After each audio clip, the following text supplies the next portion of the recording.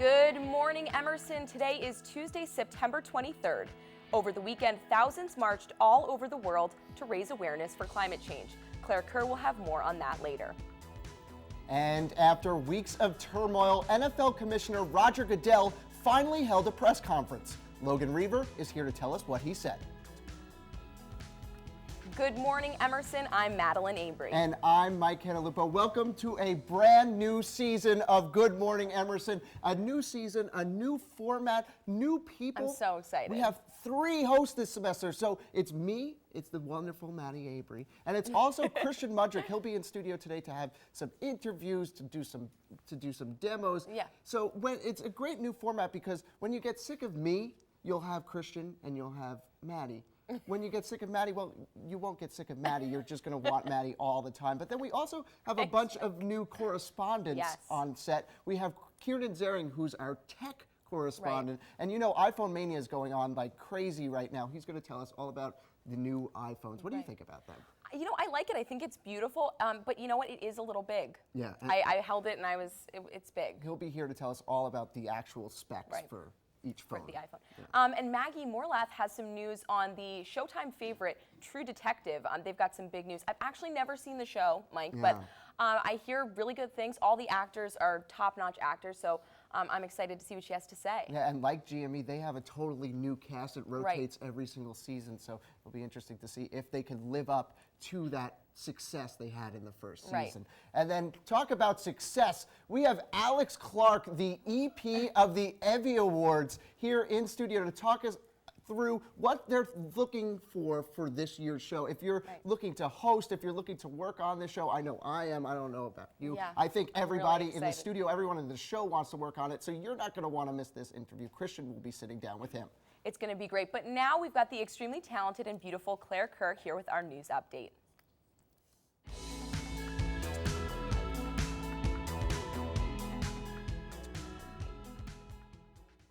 Good morning, everyone. I am so happy to be here. We've got a lot to cover this morning. Beginning with breaking overnight news, the U.S. and allies have launched the first airstrikes against Islamic State militants in Syria. American fighter jets and armed drones released cruise missiles and bombs over the militant territory. Defense officials say the goal is to deprive the Islamic State of a safe haven in Syria.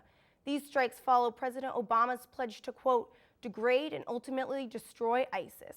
The U.S. has launched 190 airstrikes in Iraq since August, but this is the first time we have moved across the national border into Syria. This action opens up a risky new phase of the American military campaign.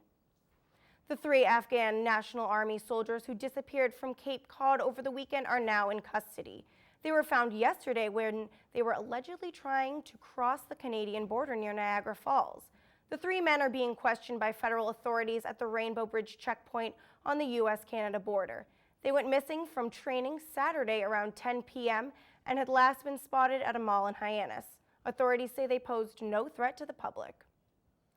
On Sunday, thousands of demonstrators worldwide participated in the People's March to raise awareness for climate change. Protesters are urging policymakers to take action on this prevalent issue. The march in Manhattan included celebrities Leonardo DiCaprio, Mark Ruffalo, and Sting, along with former Vice President Al Gore and Mayor Bill de Blasio. Even our executive producer, Sarah Weber's best friend, was there to show her support. Over 120 world leaders are meeting today to discuss a new global climate treaty for 2015. And an Iraq War veteran, Omar Gonzalez, was arrested Friday after jumping a White House fence and causing a security breach. Gonzalez reportedly suffered from PTSD and told a Secret Service agent that he was, quote, concerned that the atmosphere was collapsing and needed to get the information to the president. He made it just past White House doors before he was stopped. The veteran reportedly had a folding knife in his pocket and 800 rounds of ammunition in his car. Gonzalez is accused of unlawfully entering restricted grounds while carrying a deadly weapon. Secret Service officials are considering an expansion of the White House perimeter to screen tourists and create a larger buffer zone.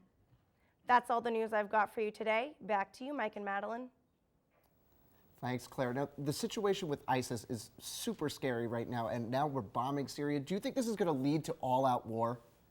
I mean, obviously that's what we're trying to avoid. You know, President Obama has expressed that, but when you do something like an airstrike, it's not going to come without any repercussions.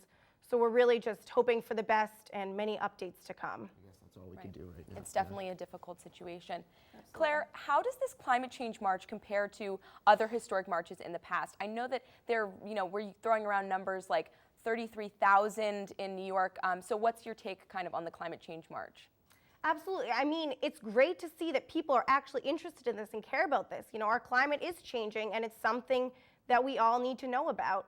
So to see so many people out there passionately supporting in New York, London, worldwide, I think it's a great move. I think so too. You know, the polar ice caps are regaining, though. Wow. Yeah, they said they were gone, but you know what? They're back. You can quote Mike Cantalupo That's on right, that. they're back. And you know what? It's September 23rd, which everyone knows what that means, right? Right. It's Bruce Springsteen's birthday. It's also the first day of fall. Here's Lauren Fox with your fall weather update, or her rendition of Born in the USA. Born in the... Take it away.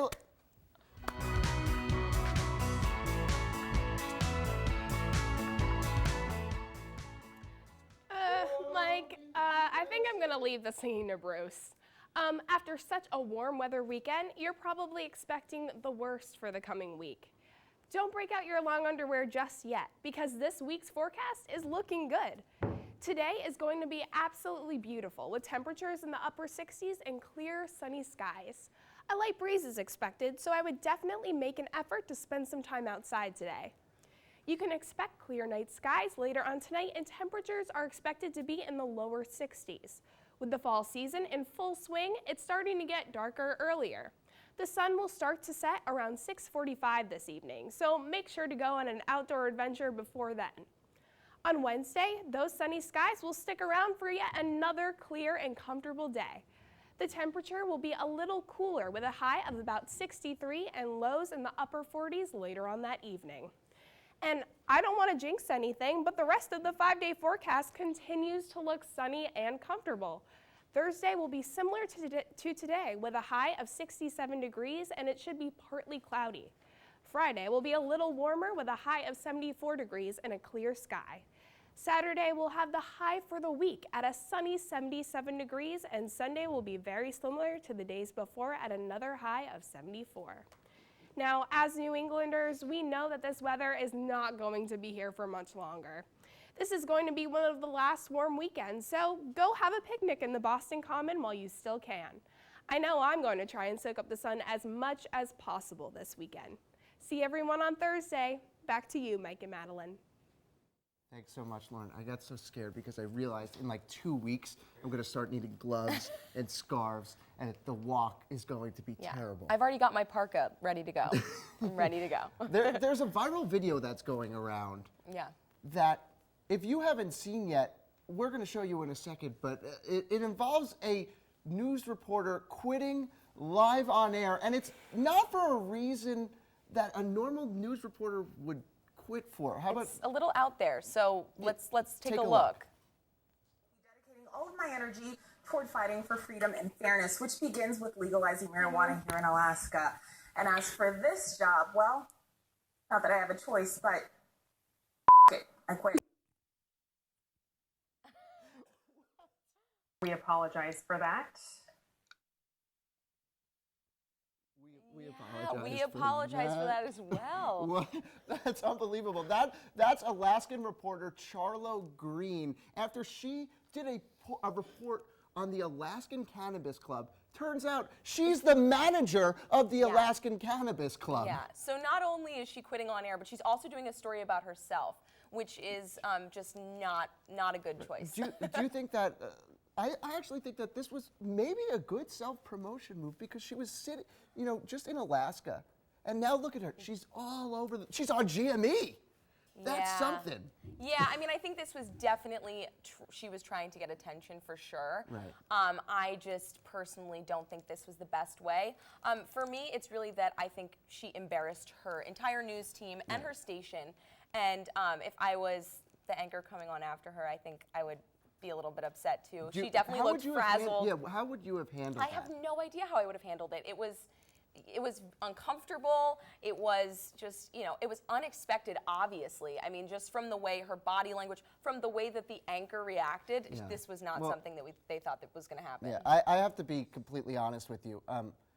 she kind of inspired me a little bit because I've worked on the show for 4 semesters now, and like there's a new format, and it's not the way that I want the show to be. I mean, for me, it would be Mike Cantalupo all the time, every second, and you know, it's just like, What are you talking about?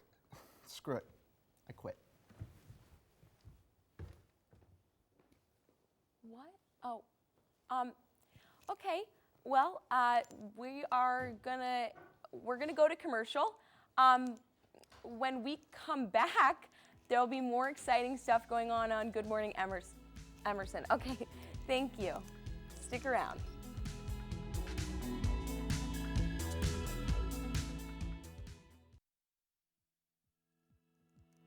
Just kidding. My mom watched and she said that it was so embarrassing. Oh my God. Yeah, whatever. Gave me a heart attack, Mike. Here I am for 20 more episodes. Well, we also have someone here for 20 episodes, and it's Christian Mudrick, and he's here sitting down with Alex Clark to talk about the EVVY Awards. Take it away, Christian. Thanks, Mike and Maddie. Now we're joined with Alex Clark, the Creative Aesthetic Executive Producer of the 34th Annual EVVY Awards, and we are here today to talk about your perfect host. The search begins. So let's start first things first. What are you looking for in your perfect host? All right, I really think that the host of this show not only carry the show itself, but they really represent it through the full year. They really have to be someone to promote the show and stand by the show. Okay. So that's what I'm really looking for. But again, I don't want people to come into these auditions looking to fit a certain dynamic or fit a certain style. I want them to come in and be themselves, and we'll just see what kind of works, you know? Okay, great. And so the host is someone, like you said, that carries the show throughout the year. So what role, other than, you know, just being the face of the EVVYs, will the role play in the grand scheme of things? I mean, they really, like, there's such a progression of the show. This show takes an entire year to plan, that they really have to be someone who's in it from the beginning. And again, they are the face of the show. So right. Even during the show itself, they really have to carry the energy, keep the energy up, make people excited. And I want people to be as excited about the show as I am, because Absolutely. I'm investing so much time, and there's so many people. There are literally hundreds of students investing time into this, that I want the host to be, you know, get people excited as well. Just as invested, absolutely. Absolutely. All right, so let's talk about the auditions for a second. What should the potential hosts be preparing for the auditions? Yeah, well, they're literally going to be all day on October 4th, okay. From about 10 a.m. to 11 p.m., I believe. You can sign up at evvy.appointee.com. Evvy.appointee. Yeah, evvy.appointee.com. Those are going to be for host and announcer. So if you're interested in coming out for host, we ask that you have some type of monologue prepared and some type of musical number. And the musical number can literally be anything. You don't really have to have that much singing talent. I mean, I've heard people rap Nicki Minaj before, and like that's like memorable. Wonderful, because so, like, that was my audition. Yeah, Anaconda. Yeah, yeah, absolutely. How'd you know? It's gonna be great. I'm really excited. Yeah. So any type of monologue, comedic, not comedic, whatever. And then for the announcer, all you have to do is come in with a monologue. Okay, wonderful. Yeah. And you said those auditions are going to be October 4th? October 4th, yeah, from about 10 a.m. to 11 p.m. Still many slots open in the Paramount Studios. All right, wonderful. Well, thank you so much, Alex, for joining us. I'm sure the EVVYs are going to be game-changing this year.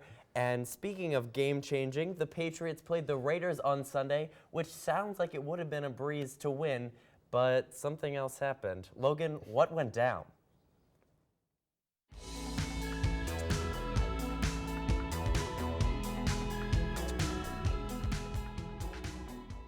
Good morning, guys. After the catastrophe in Miami in Week 1, the Pats jumped back to form in Week 2, and this past week, the Pats returned home for the first time this year to host the lowly Raiders at Gillette.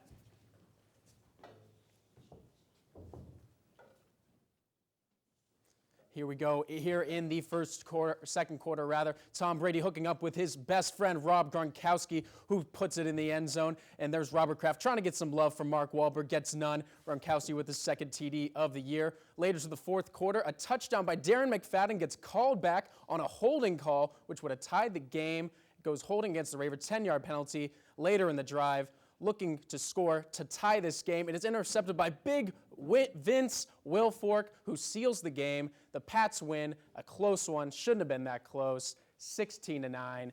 And other news, on Friday afternoon, the most talked about man in sports right now, Roger Goodell took the mic for a most anticipated press conference to talk about what has ensued in these crazy past few weeks.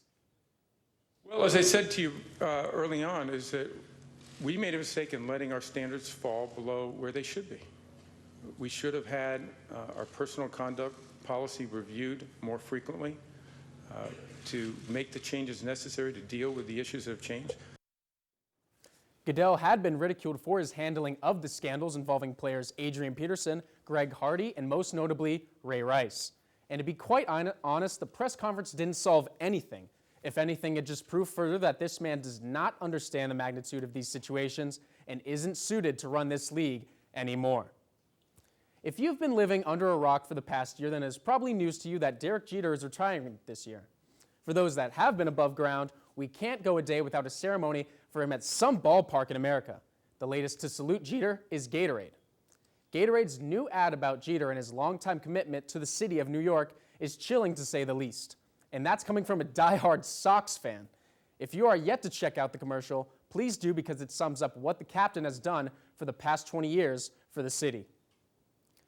Definitely the best event of the weekend came on Sunday when Super Bowl 48 was replayed 7.5 months later when Denver traveled to loud and proud Seattle to get revenge for their 43-8 shellacking they took on the game's biggest stage.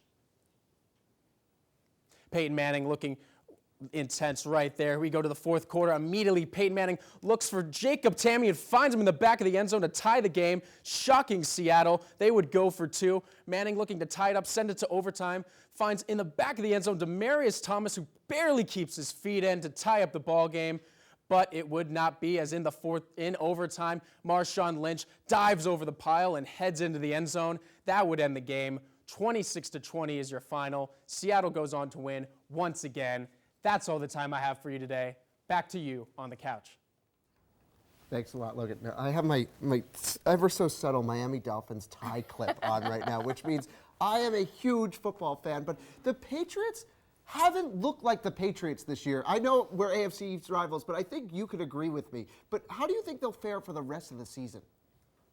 Well, I think it's very difficult to tell because right now Julian Edelman's the only one catching the ball. I think when Rob Gronkowski gets back to form, keep in mind he has a torn ACL and a messed up elbow. Once he gets back to form, I think the offense will be fine, and the defense is looking just great. So I think they'll be pretty set. Yeah, Tom Brady hasn't looked like Tom Brady yet. So we'll see if once he gets some receivers out there, people who can catch the ball. Maybe. It was nice. very close. It was very close. So now we have Maggie Morlath in studio. She's the former host, but now she's the entertainment correspondent, taking over Christian Mudrick's spot. Let's see. I bet you she'll do a better job. Take it away, Maggie. Well,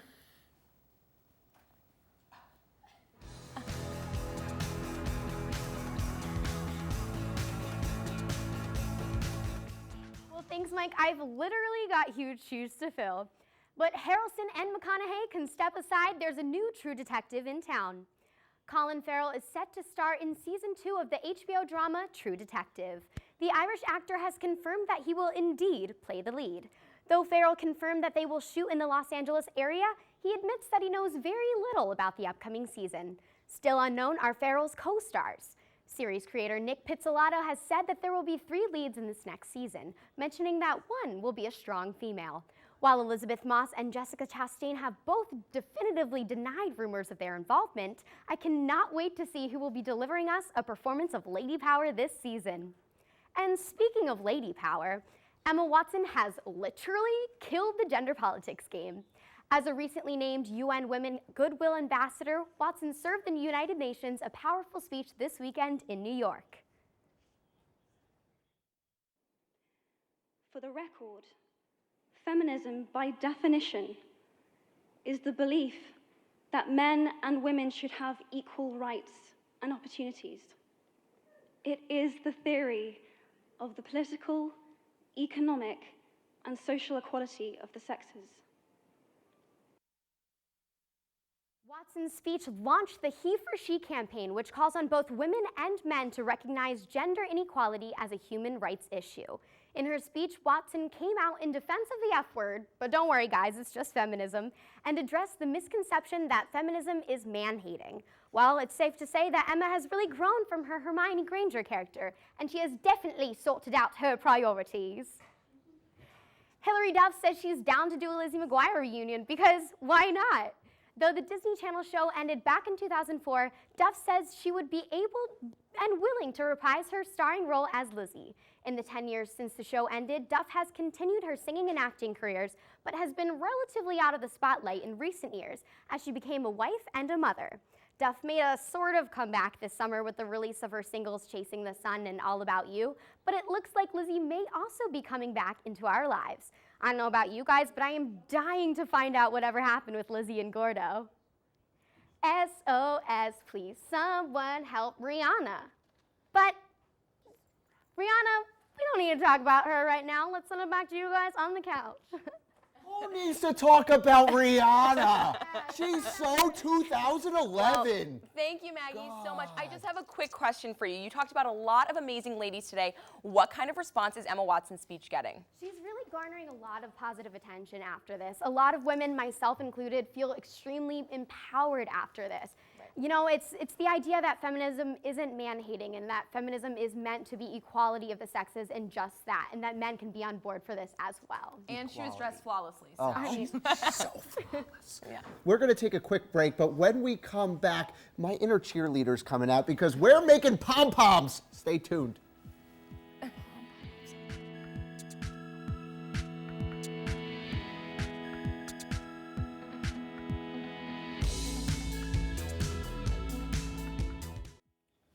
Okay, welcome back. Now, as we talked about before, we've got an awesome new correspondent this semester.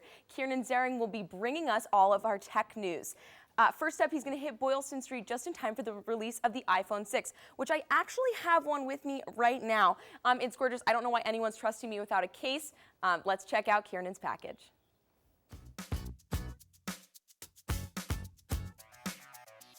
I'm here at the Apple Store in Boston's Back Bay, getting my first look at the iPhone 6. Early adapters have been lining up for hours to get their hands on this hot piece of tech. Let's see what they have to say about the newest smartphone to hit the market. So, what made you decide to get in line tonight for the Apple iPhone 6? You know, in Brazil, the iPhones usually take like 3 or 4 months to get there, so I'm here for college, and I say, oh man, the iPhone's here, so I'm lining up, man. I'm getting first day. Well, I've waited in line every other year with my dad. My dad couldn't make it out this year, so it's kind of a thing that we've done every year, carrying on that tradition. But yeah, excited for the new phone, excited for the new features. I like to stay on top of my technology.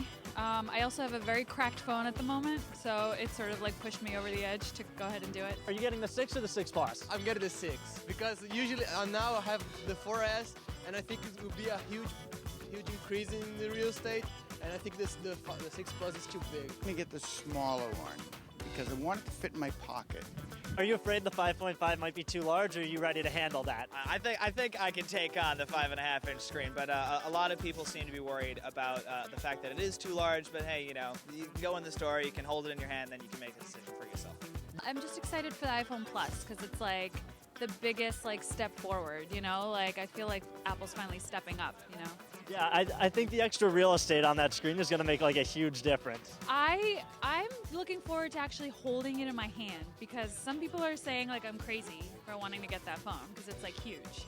Yeah, I talked to people who think it's going to be too large. I think it's a perfect size. Yeah, I agree. I think it's going to be a lot of fun to play with. I use my phone for everything, like business, pleasure, everything. So I think it'll be awesome. What do you think about people lining up all night to get the iPhone? I think they're out of their mind.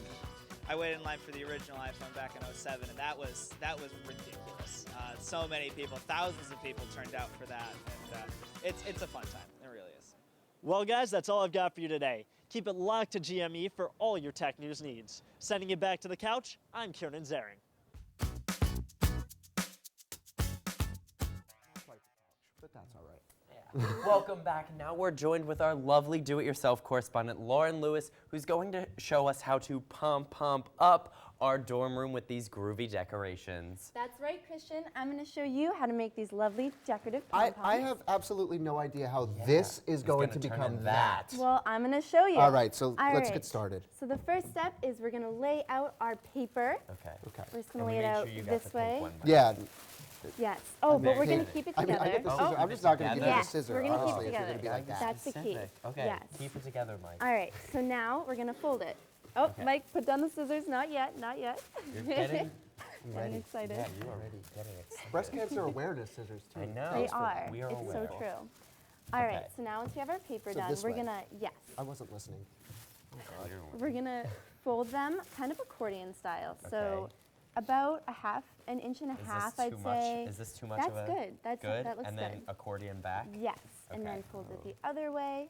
Okay. And we're just gonna do it, Keep going back and forth. yeah, down the whole thing. And the thing about the I'll paper race you. is you can also do it in different colors, kind of make it a little bit more competition. festive.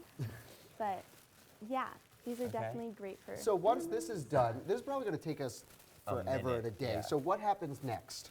All right, so next we're gonna take our florist wire. Okay. And Do you know where you could get florist wire? Any craft shop? yeah, or- you can get it at Michael's Arts and Craft, any craft shop really. And They're- all of it's this not stuff that is hard to find. relatively cheap, right? Yes, you can get the tissue paper for $3, I'd Right. say. Florist wire $3, did and it. then. A nice. $3. Okay. wins. Wow. All right. What's next? What's next? Here we go. All right, we're gonna take the wire and we're Uh-huh. gonna spread it. So make it as long as your paper. Yes. Okay, and then scissor. And then scissors. This is where the scissors come in. Okay. I did All it. right. Okay. Now we're gonna wrap it around, Yeah. just like. You're doing a Yeah. great job. Yeah. This is We're trying. a great We're job. trying. This is really beautiful. You just wrap it around like this, and then you Yes. have a pom-pom. See? And that's it. See, that's all the time we have for today. Join Christian and Maddie and a very special guest host. Grandpa Tony. It's Anthony Chase. Thanks for watching the season premiere of Good Morning Emerson. See you.